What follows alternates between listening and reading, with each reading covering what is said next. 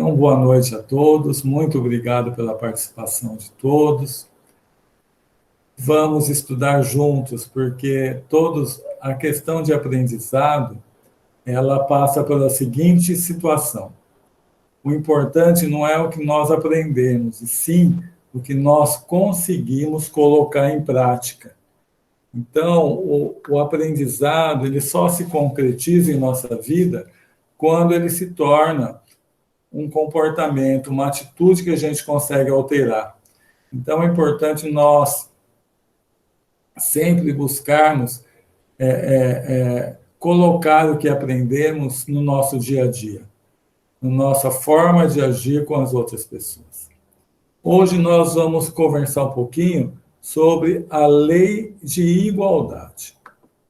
Então, os espíritos respondem para Kardec, quando ele pergunta se todos os homens são iguais perante Deus, eles até respondem que aquela frase que todo mundo fala, que o sol nasceu para todos, é a maior verdade que existe. Todos são iguais perante Deus. Agora, essa compreensão dessa lei de igualdade passa, como muitas outras, eu vou até voltar um pouquinho daqui a pouquinho na lei de progresso para mostrar bem isso, passa pela consciência que nós temos muitas vidas. Porque se fôssemos olhar só essa vida, se tivéssemos só uma vida, logicamente não haveria condições de nós enxergarmos essa lei de igualdade. Então, essa lei de igualdade, ela só é possível nós conscientizarmos dela, aceitarmos ela como existente, como divina, ou seja, perfeita, a partir do conhecimento da lei das reencarnações. Então, o que nós falamos a semana passada, a lei do progresso. Se não tivesse lei da reencarnação, não existiria a lei do progresso. Por quê? Vamos pegar dois participantes muito importantes da história do cristianismo. Paulo de Tarso e Santo Agostinho. Se tivesse uma vida só, vamos dizer que Paulo de Tarso morresse antes de encontrar Jesus na estrada de Damasco. O que ia acontecer? Antes de encontrar Jesus, uma vida só, ele estava perseguindo os cristãos e já tinha mandado assassinar Estevão. Então, se tivesse uma vida só, esse grande trabalhador da seara cristã não teria oportunidade de um dia ser esse trabalhador, porque nessa uma vida só, se ele morresse antes de encontrar Jesus, ele estaria no inferno. Santo Agostinho, da mesma forma.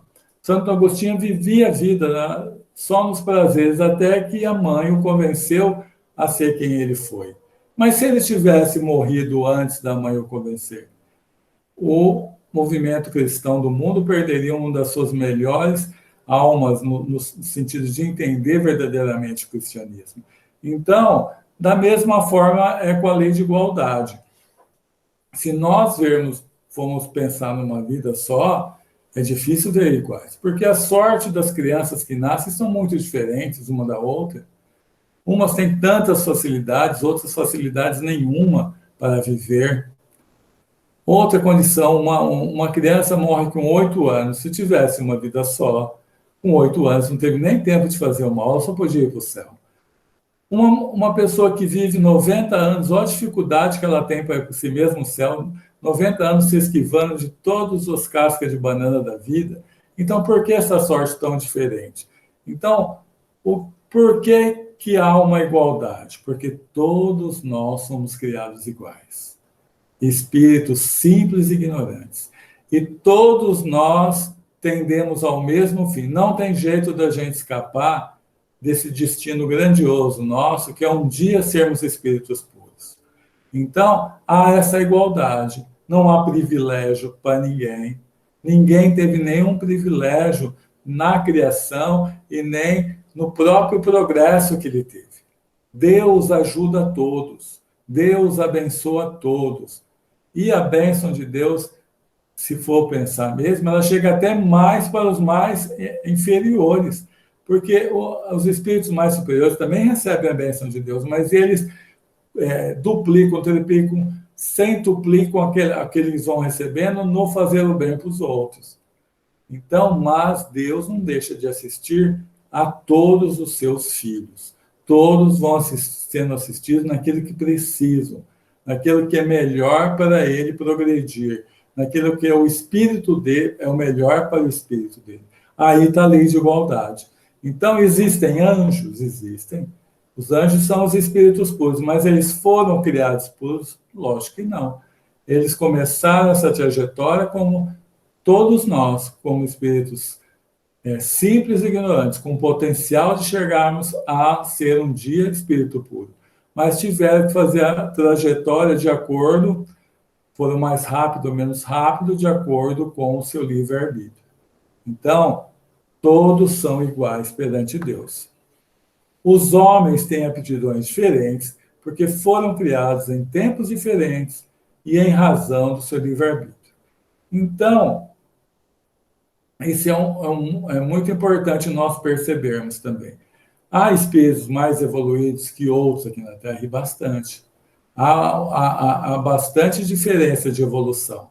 Mas isso vai depender do número de vidas que já viveram, né? Porque muitas vezes a pessoa está se comparando com uma pessoa que viveu 10 vidas, a menos que ele dá uma diferença grande.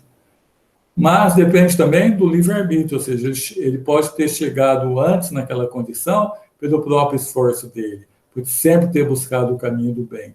Então, por isso leva uma seguinte conclusão para nós. Nós não podemos julgar ninguém. Porque muitas vezes eu estou julgando uma pessoa que viveu, vamos dizer que eu e essa pessoa tenhamos a mesma força de vontade de procurar se melhorar. Mas ela viveu 20 vidas a menos que eu. Ora, 20 vidas para trás eu fazia chover de coisas erradas. Então, muitas vezes eu estou julgando uma pessoa com uma régua muito diferente, porque ela viveu muito menos que eu. Então, qualquer julgamento que façamos está errado, porque nós sempre não temos como quantificar isso. Outra coisa que nós devemos evitar por demais é generalizar. Olha, tal nacionalidade não é inteligente, tal nacionalidade é pondera. Não existe essa generalização. Porque uma vez eu posso nascer português, na outra vez eu nasço japonês, na outra vez eu nasço brasileiro, na outra vez eu nasço africano, e assim vai. Então, cada pessoa tem uma trajetória ímpar. Cada um tem uma originalidade que nenhum tem. É igual se fosse a nossa digital. Cada um tem uma originalidade. Deus nos criou com aptidão para chegarmos a espíritos puros, mas cada um com a sua originalidade. Então, nós temos que respeitar isso. Esses dias eu vi uma palestra, um conjunto de palestras de um médico de Belo Horizonte, muito boa, que foi publicado no Departamento de Evangelização aqui de Marília. É muito bom mesmo. Quem quiser ver, pode. Eu já até falei 2, 3 vezes desse moço.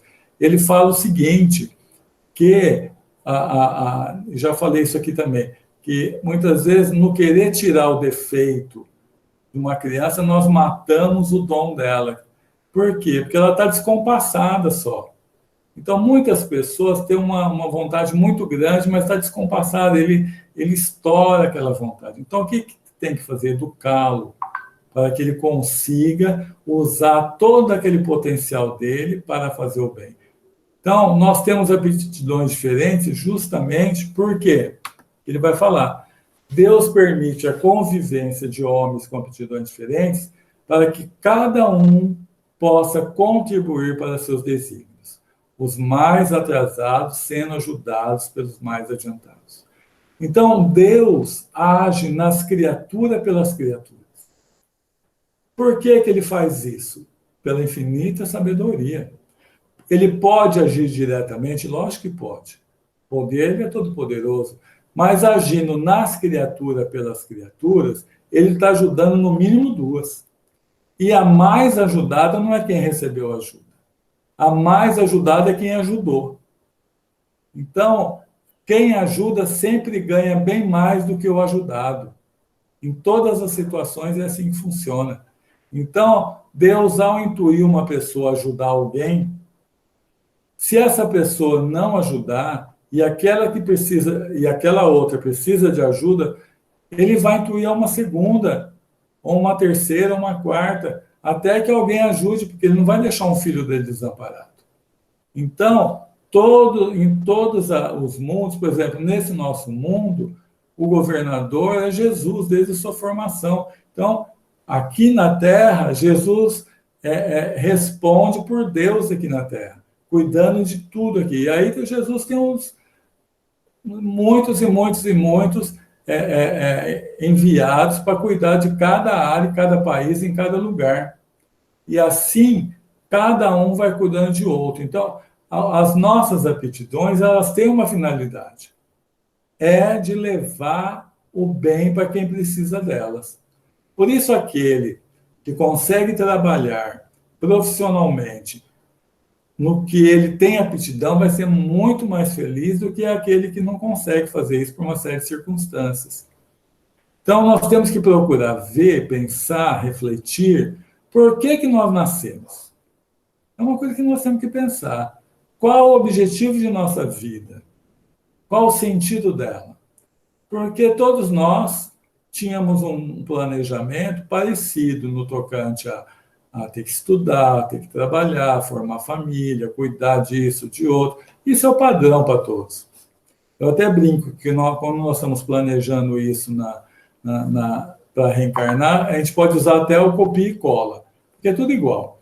Mas nós temos um diferencial que é essa aptidão diferente. Nisso nós somos melhores que outros. Nisso nós temos condições de ajudar o outro que está precisando dessa ajuda. Então, é procurar isso. Cada um de nós, será que eu estou utilizando justamente a minha aptidão, o que eu tenho de melhor para o bem de todos? Se eu estiver fazendo isso, estou cumprindo integralmente o meu objetivo de vida. Eu posso ficar tranquilo. E ao achar esse objetivo, facilita muito minha vida. Por quê? Porque as demais dificuldades que vão aparecer na minha vida vão parecer menores. É o exemplo da mãe quando está grávida. Ela sabe que o corpo vai deformar, vai ter dor de parto, vai ter medo da dor de parto, vai ter todas aquelas angústias, mas quando nasce a criança, ela esquece de tudo aquilo. Por quê? Porque o objetivo dela era o filho. Então, se nós conseguimos achar essa nossa aptidão original, que cada um tem uma, nossa, fica muito mais fácil a vida. A desigualdade da riqueza, a igualdade da riqueza não é possível. Nós já vimos isso quando nós tratamos lá da lei de conservação. Num instante seria rompida pela própria diferenciação das pessoas. Tem pessoas muito mais empreendedoras que outras. Então, no segundo dia já estaria totalmente diferente. E se forçasse ficar igual, como muitos países tentaram, não há progresso. Não há progresso. Então, a desigualdade de riquezas é uma coisa natural, mas a desigualdade das condições sociais é a criação do homem e desaparecerá com o progresso da humanidade. Ou seja, há a possibilidade de todos terem no mínimo necessário, de ter uma condição social melhor, cuidando daqueles mais necessitados mesmo. Tem uma coisa da lei de igualdade que é o seguinte: nada mais injusto existe do que tratar pessoas desiguais de modo igual.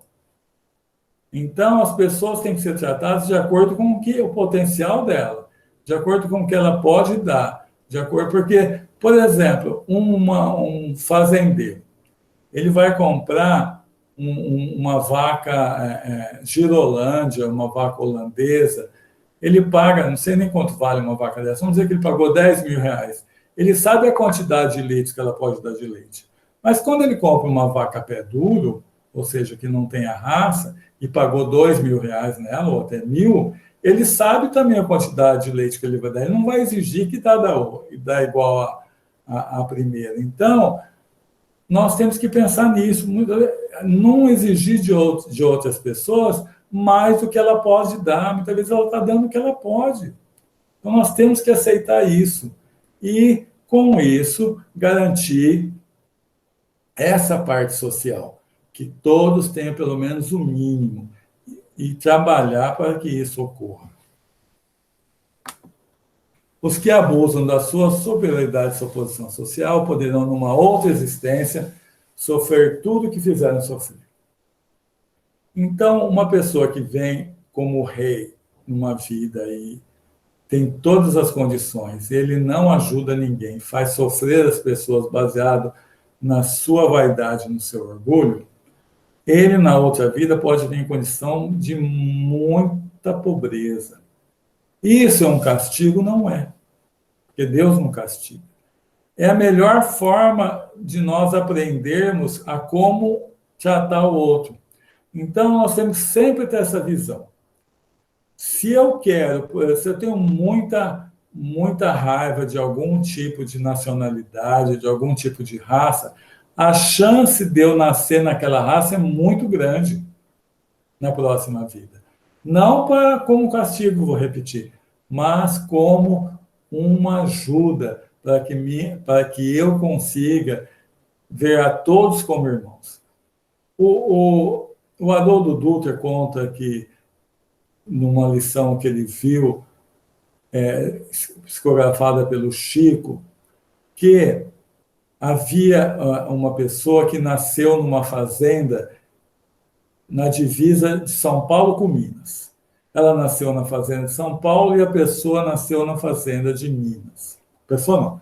Era vizinho de uma fazenda de Minas. E um dia ele foi ver uma cerca que tinha e achou que aquela cerca foi colocada no lugar errado, que ela devia ser expandida para dentro da fazenda do outro de Minas Gerais.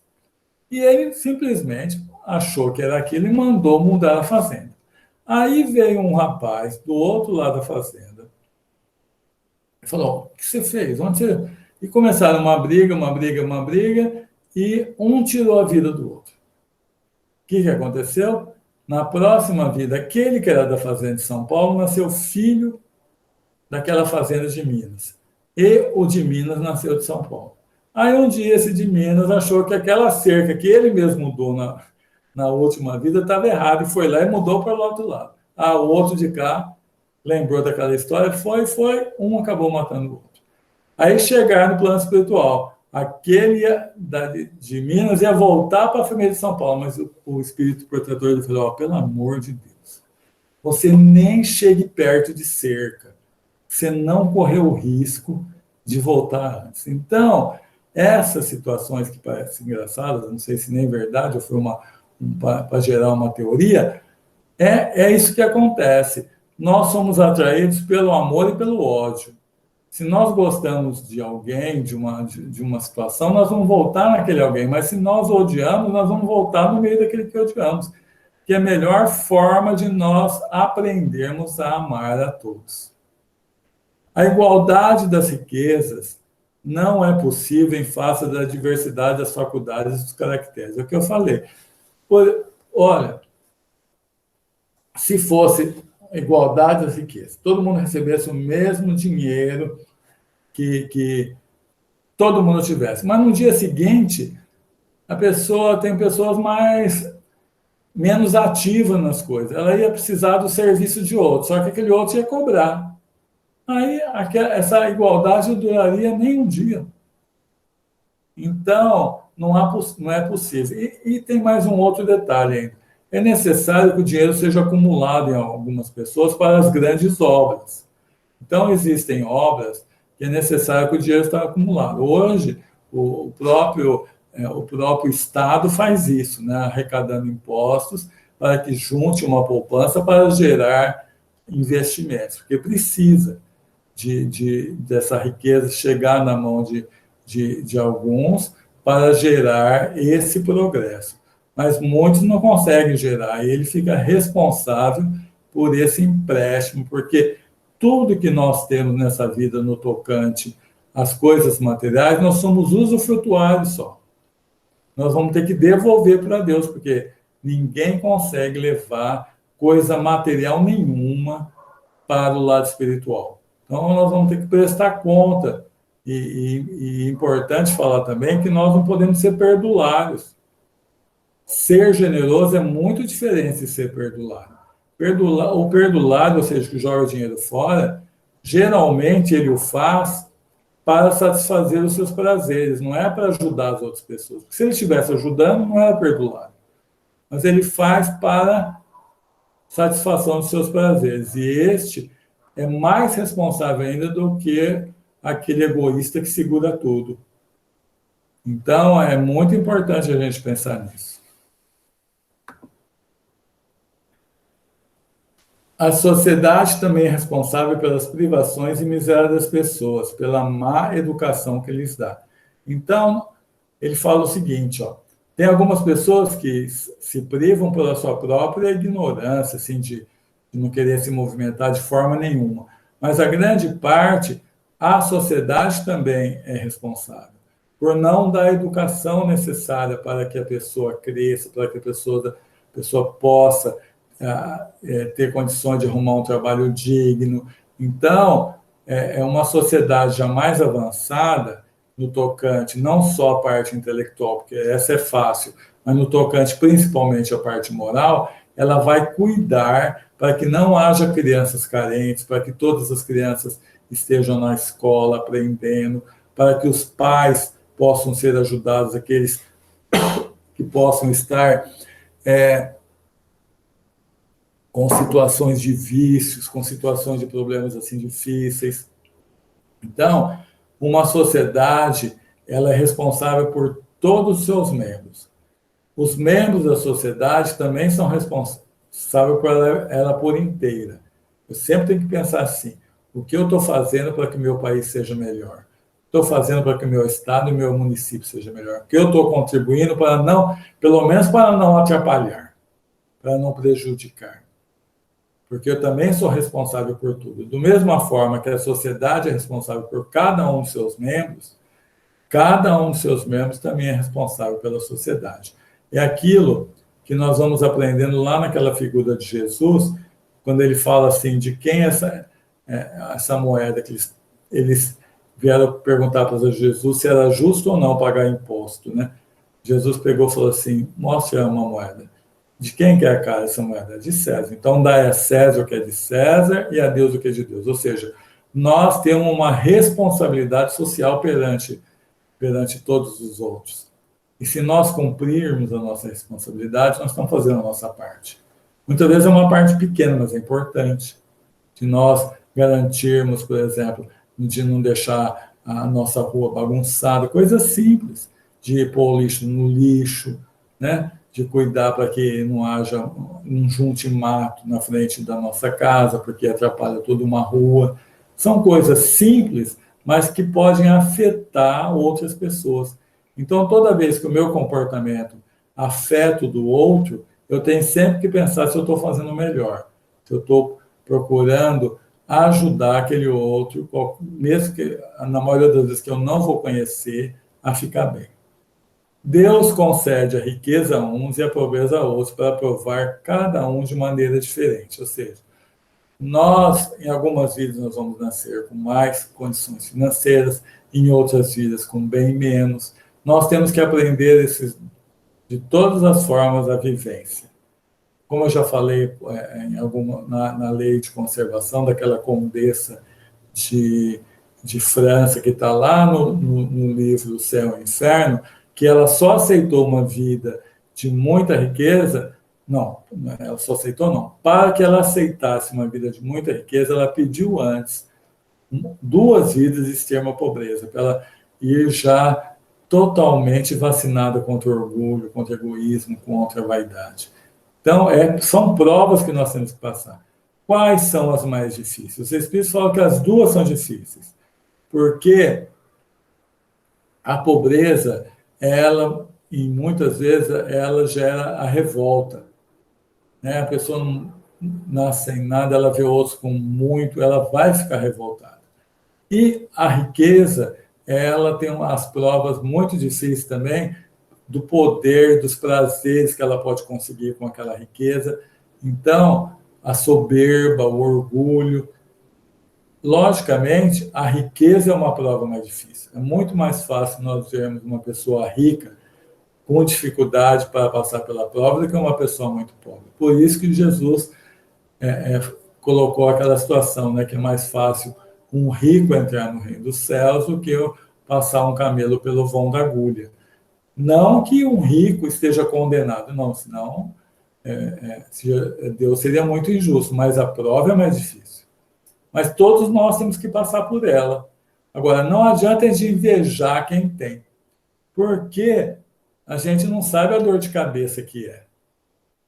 Vamos pensar um pouquinho em cada um de nós, se ganhássemos um prêmio da Loto de, sei lá, 20 milhões de reais. O que você ia fazer com o dinheiro? A preocupação que você ia ter, a coisa que você não tem hoje.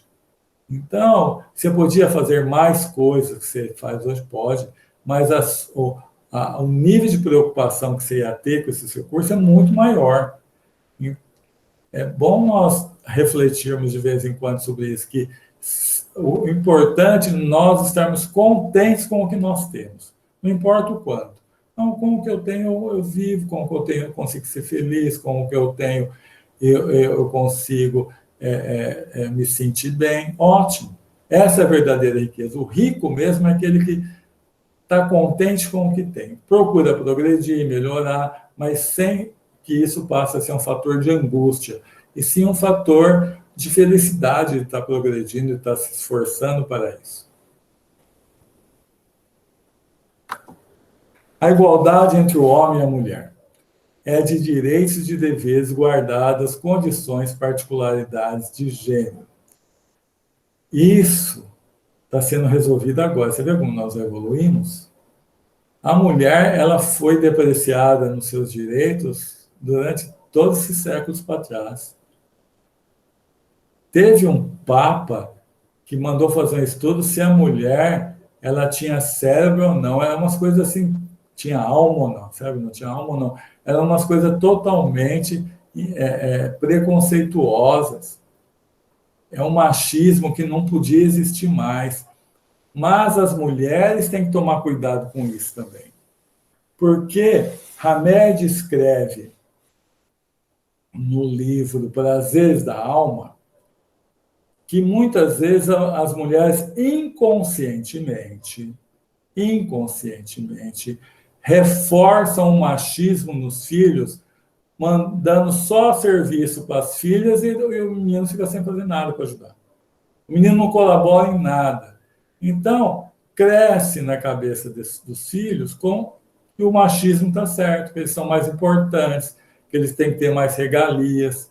E as mulheres acabam aceitando uma submissão que não podia existir mais.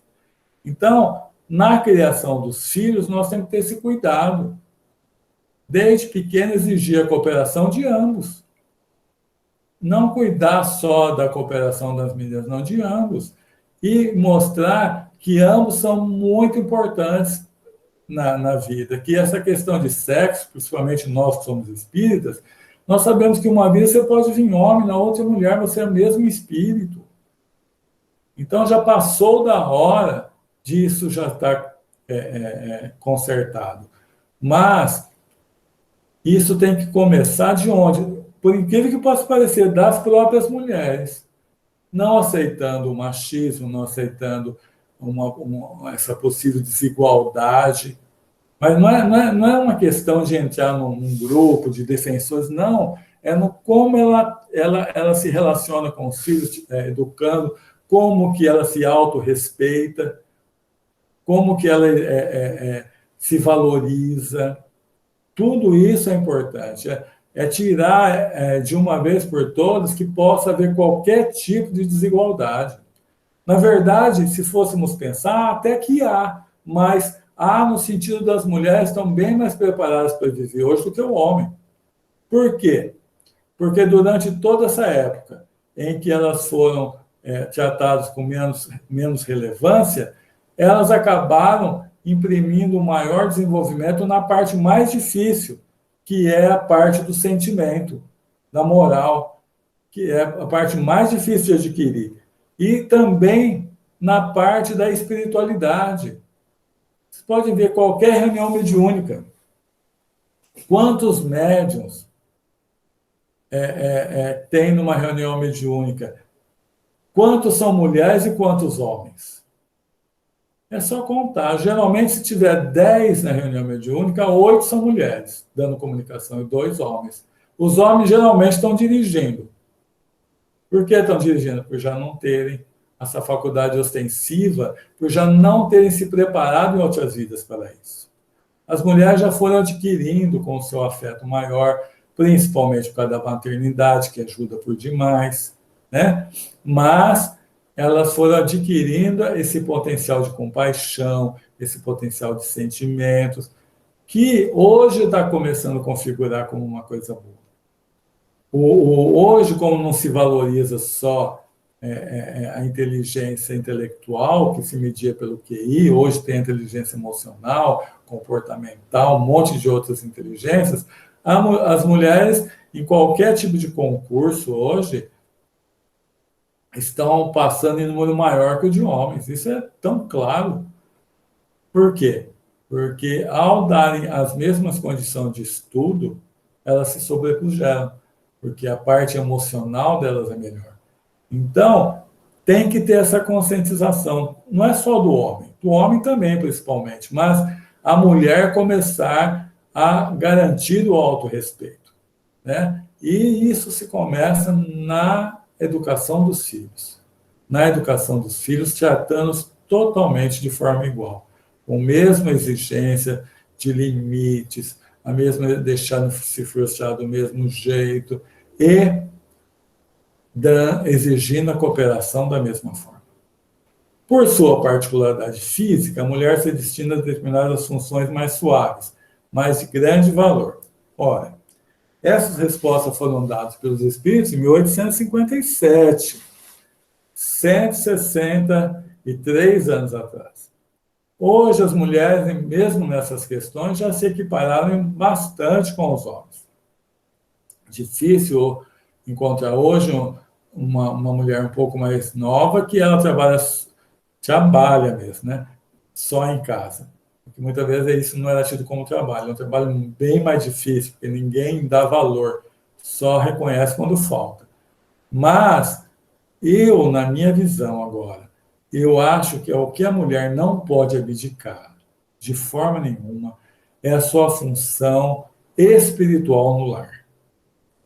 Isso é próprio da mulher. Pela essa condição de maternidade, que falam que o amor de mãe é o mais próximo de Deus que existe, então, essa condição de o amor que ela veio desenvolvendo com a maternidade, ela tem condição de administrar a parte espiritual da família dela.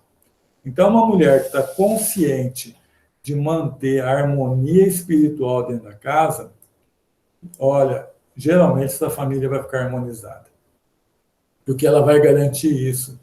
Então, mesmo trabalhando fora, e hoje quase todos trabalham, não há como abdicar disso, porque deixar na mão do homem, já tem homens mais sensíveis, tem homens que conseguem fazer essa parte, mas a grande maioria ainda não consegue. Por quê? Falta de treinamento em outras vidas. Em outras vidas, isso não é exigido dos homens. Hoje está se equilibrando mais essa parte, mas as mulheres têm mais força nessa empreitada. Então, para um sucesso de vida, eu acho das mulheres não abdicar disso. Trabalhar, sim, fora, porque hoje é quase que necessário isso acontecer, mas sempre cuidar da parte espiritual do lar. Olha, vamos todo mundo cooperar dentro de casa, todo mundo ajuda numa faxina, todo mundo ajuda financeiramente, vamos ter essa união, mas cuidar da parte da religiosidade dos filhos, cuidar da parte até da harmonia espiritual da casa. Não que o marido não deva participar, mas a mulher tem mais facilidade para isso. E isso ela pode fazer com muito mais eficiência do que o homem. O homem, por sua força, se destina a trabalhos mais rudes e deve amparar a mulher. Isso realmente os espíritos falaram. Hoje, com o desenvolvimento das máquinas, vai deixando de existir tanta resistência nisso. Por exemplo, eu nunca dirigi, minha carteira é D, eu nunca peguei caminhonete, nem caminhão, mas eles falam que tem muitas mulheres dirigindo caminhão. Por quê? Com a direção hidráulica, tudo é tranquilo. E hoje, com esse negócio de academia, tem mulheres muito mais fortes que homens. Eu mesmo não faço academia, não tenho força nenhuma. Então, isso já está bem menos essa distância já está bem menor. E tem algumas situações que a mulher está mais forte que o homem. Mas a mulher ela tá entrando em todas as frentes do trabalho que antes era mais própria de homem, tipo engenharia. Engenharia, antigamente só homens faziam, hoje tem muitas mulheres que fazem. Mas isso vai acontecendo, o homem também entrar numa parte que era, por exemplo, enfermeiro, tem muitos homens hoje. Antigamente eram quase todas mulheres que trabalhavam em enfermaria, como fonoaudiologia, essa parte paramédica, eram quase todas mulheres. Hoje tem bastante homens em fisioterapia fazendo isso também. Então, vai diminuindo essa distância que existia assim, esse trabalho é próprio de mulher, aquele trabalho é próprio de homem. Não. É uma questão só de competência, uma questão só de preparo para fazer aquilo. E a gente aceitando essa... hoje, na área do direito, principalmente. Hoje tem bem mais advogadas entrando. E advogadas que têm uma visão comercial boa também. A gente pensa assim, mulheres só fazendo a coisa assim... muito certinho, não, com uma visão comercial de progresso, de conseguir fazer coisas novas, de montar empresas. Conheço diversas advogadas que tem um monte de advogado, não é subordinado, que são associados, mas quem é dono daquela empresa é uma mulher. Então, esse empreendedorismo da mulher também hoje é uma coisa tranquila. Tem o Magazine Luiza, não, uma mulher que toma conta, que fundou, que é presidente, e assim isso aí só vai aumentando. Então, as desigualdades vão acabando. No túmulo, acabam todas as desigualdades humanas. Por que acabam? Porque morreu não tem jeito. Ou você vai ser cremado ou você vai ser enterrado. Não tem outra forma, não é? Por mais dinheiro que você tenha, ou você vai ser enterrado, ou você vai ser cremado. Você pode ter um caixão de ouro. Você vai poder, o seu corpo, você não. O seu corpo vai deteriorar igual o corpo de um homem num caixãozinho bem marraquinha. Então, é nesse momento que a gente vê a igualdade. E por incrível que pareça, aí, aquele que muitas vezes tinha um poder muito grande aqui na Terra, no lado religioso, no lado do dinheiro, no lado do poder, é os que se não forem, se não se dedicaram ao bem, eles vão ter mais dificuldades ao passar para o lado de lá. Por quê? Chegando no plano espiritual, eles vão ver que aquele poder que eles tinham aqui, aquele dinheiro que eles têm aqui, tudo isso não vale de nada do lado de lá. E muitas vezes eles se revoltam por isso, ao ver pessoas que tinham bem menos que eles, que era considerada, ele até menosprezava aquelas pessoas em condições melhores. E em algumas vezes eles se revoltam. Naquele livro Libertação, a gente vê lá o Gregório, que ele tinha sido um bispo, me parece, se eu não me engano, faz tempo que eu já li esse livro. E ele, quando chegou no plano espiritual, como ele não tinha o mesmo poder, se revoltou contra Jesus e ficou quanto tempo lá? 500 anos comandando uma cidade nas trevas lá para trabalhar contra Jesus. E assim, são todos nós, não é só os religiosos, somos todos nós que deixamos se levar por achar que somos grandes coisas aqui na Terra do lado do dinheiro, do poder, e não trabalhamos o nosso espírito pela generosidade, pela caridade. Ao chegar no plano espiritual, nós não vamos ter luz, de forma nenhuma. Então, eles falam assim, o túmulo, se é certo ou errado, é a gente fazer esses túmulos grandiosos, né? Depende do motivo. A maioria das vezes, o que esses túmulos estão ressaltando? A vaidade daqueles que ficaram, ou até da própria pessoa, que antes de morrer pediu para ter um túmulo tão bonito aquele, mas não vai adiantar muita coisa do lado de lá. Então, uma vez faleceu uma pessoa, vizinho da minha mãe e da minha sogra, e eu fui no enterro. E ela era a família de São Paulo, chegou um ônibus só de pessoal de São Paulo. E eles foram descendo aqui na avenida principal do cemitério aqui de Marília, e tem muito túmulo de mármore, um em cima do outro, assim, né? Eu só vi um falando para o outro assim, olha, eu com um túmulo desse construía 2 casas lá em São Paulo. Então, comecei a dar risada, porque ele quantificou o valor do mármore. Então, ao invés de ter um túmulo aqui, eu fazia 2 casas lá.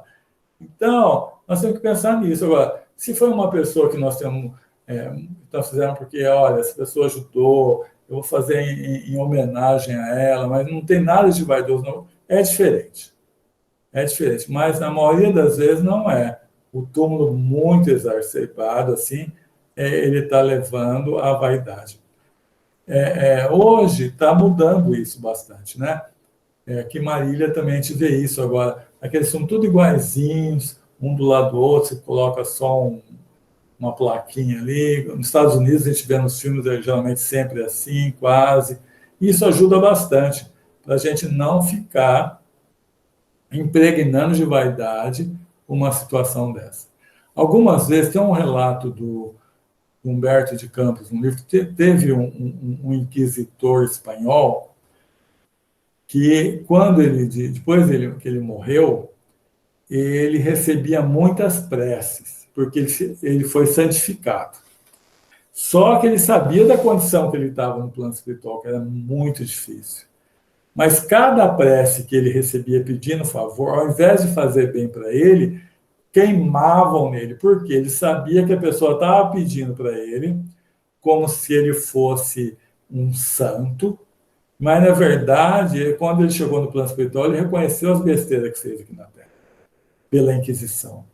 Então, ele implorou para Deus para nascer como escravo no Brasil, para ficar longe, bastante longe daquelas preces, apesar de que as pessoas estavam pedindo, muitas vezes até conseguiam receber, né? O que acontece? A pessoa vai aqui em Marília, pede para o pé de veludo. Tomara a Deus que esse espírito já esteja bem evoluído mesmo. Mas a chance de ser um outro espírito que você pediu para ele, se você merecer e precisar, Deus vai mandar para você ajuda. Mas não é aquela pessoa ali. Porque chama uma oração que você fez para um, mas você precisa chegar a Deus de alguma forma.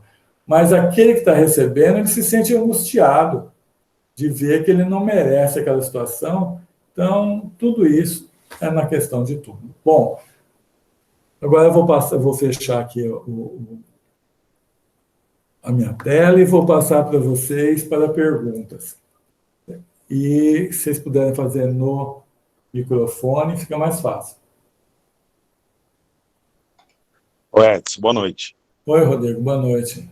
Não, é só uma colocação que eu queria fazer só. Você falou em relação às mulheres, né? Que Deus é tão perfeito assim, você pode ver que Deus fez a mulher justamente para gerar vidas, né? Então, ou seja, é um negócio tão perfeito assim, que a gente fica imaginando, fala assim, será que um homem conseguiria gerar uma vida dessa maneira, né? É apenas uma colocação, né? Mas Rodrigo, nossa, pode ser que nessa vida a gente não está conseguindo, mas a gente vai ter que aprender. Porque uma hora você vai nascer como mulher.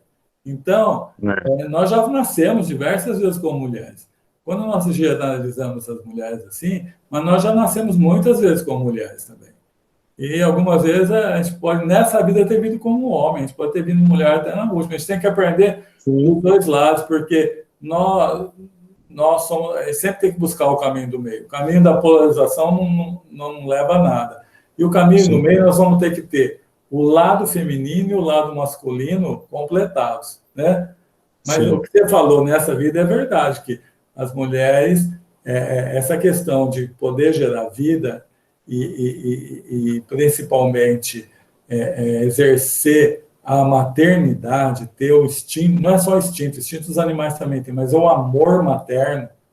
Tem muitos que não, muitas não, algumas poucas não conseguem, mas a grande maioria consegue desenvolver esse amor materno.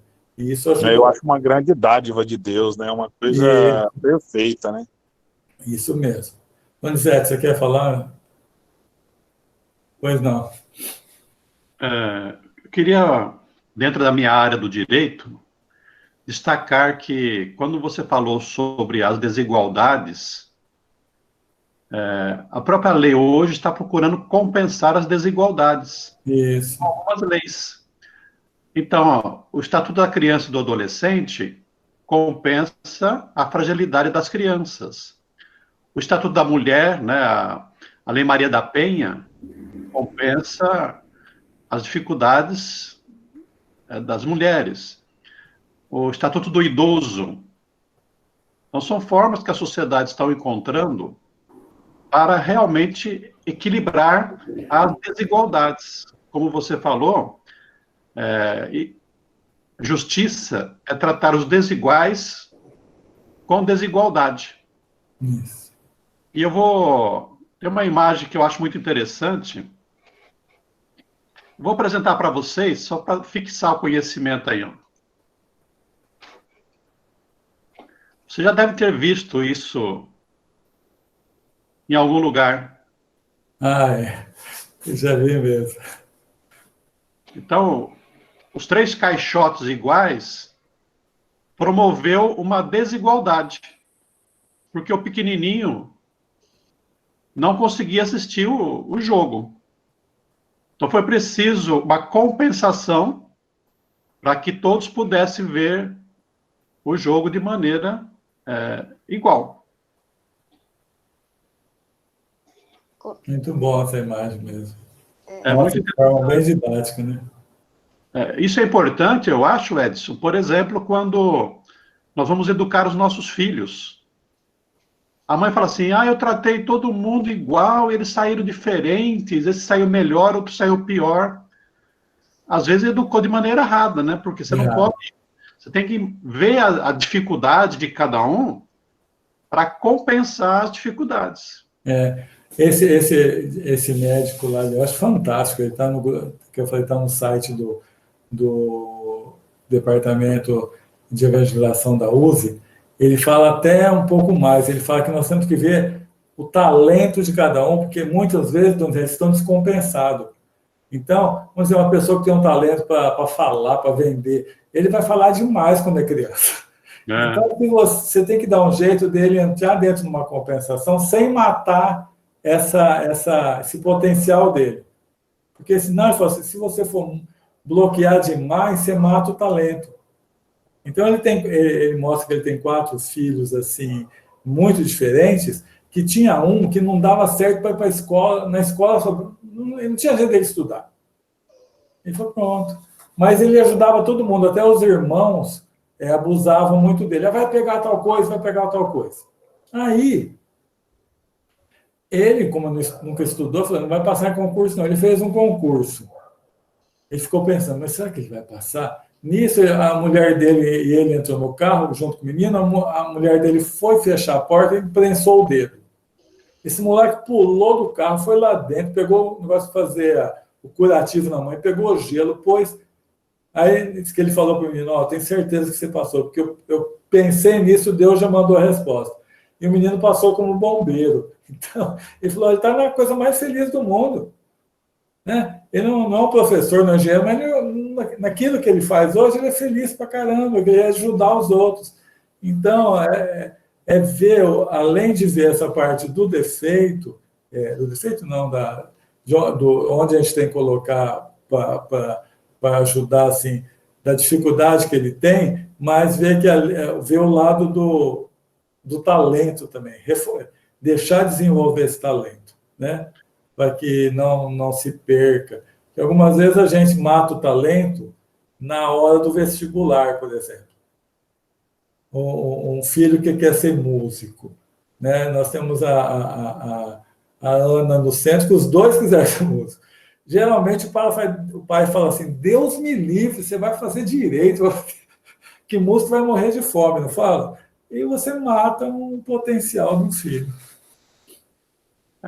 Tem uma propaganda da Globo News, não sei se vocês já viram, o menino fazendo uma arte lá, uma menina subindo na prateleira lá em cima para pegar alguma coisa, e a mensagem é assim, em 1 minuto ela vai ficar de castigo, em 30 anos vai ganhar um prêmio. Então é o que você Legal, falou. é isso aí. Precisa tomar cuidado para não matar mesmo o talento de cada um.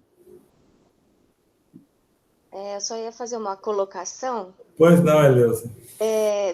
Foi no momento, vou me reportar a tela, a imagem que o Donizete colocou, o nome uma nomenclatura que se encaixaria melhor hoje seria equidade, né? Seria, desculpa. Equidade, a equidade, porque aí você tem um senso de justiça, né? Não são desigualdades, existem, porém, tem que ter uma equidade, onde todas as diferenças, entre aspas, sejam bem vistas e aproveitadas, né? Isso, só para uma colocação. Obrigado, Eleusa. Olha, que colocação boa. Muito obrigado. Tem mais alguém que queria colocar alguma coisa? Ou até esse negócio eu não concordei, não. Pode falar, não tem problema, não. Eu fiquei pensando aqui, depois de tudo que você falou, na próxima eu vou voltar mulher. Deus te abençoe, meu filho. Te deu muita força. Tá corajoso, hein? Conheço, Eleusa. Eu vou voltar daqui uns 200 anos. Pode ser. Então vai estar tudo ótimo. Porque eu vou falar para você, um dia eu fui levar meu filho para fazer uma operação de varize, lá no Unimar. Estou sentado conversando com uma moça, ele já tinha entrado, chamaram a moça para fazer endoscopia. Aí passou 10 minutos, chega o moço. Moço, tinha uma moça aqui, falei, que foi fazer endoscopia? Ela acabou de entrar. Ai, graças a Deus. Mas por quê? Da outra vez ela foi fazer endoscopia, eu entrei, que ela queria que eu entrasse junto, começou a fazer aquilo, eu desmaiei. Falei, cara, homem é mole mesmo. Ele viu a mulher. Então, para ser mulher, a gente tem que se fortalecer um pouquinho, na verdade. Porque aguentar parto, é que você falou, 200 anos é que está bom. Uma coisa que eu lembrei da literatura de André Luiz, eu não sei se é no livro Libertação, em que o mentor estão atendendo uma situação, e aí o mentor fala assim, nós podemos ir até aqui. Eu tenho conhecimento, tenho inteligência para isso. Daqui para frente, é preciso alguém com muito amor. E o problema foi que o espírito que veio atender o caso dali para frente foi uma mulher, o espírito feminino. E ela apresentou-se como uma senhora bem de idade, né? Sentou do lado, pôs bem dizendo no colo o espírito, começou a falar no coração dele, né? Mas, eu lembro dessa parte mesmo.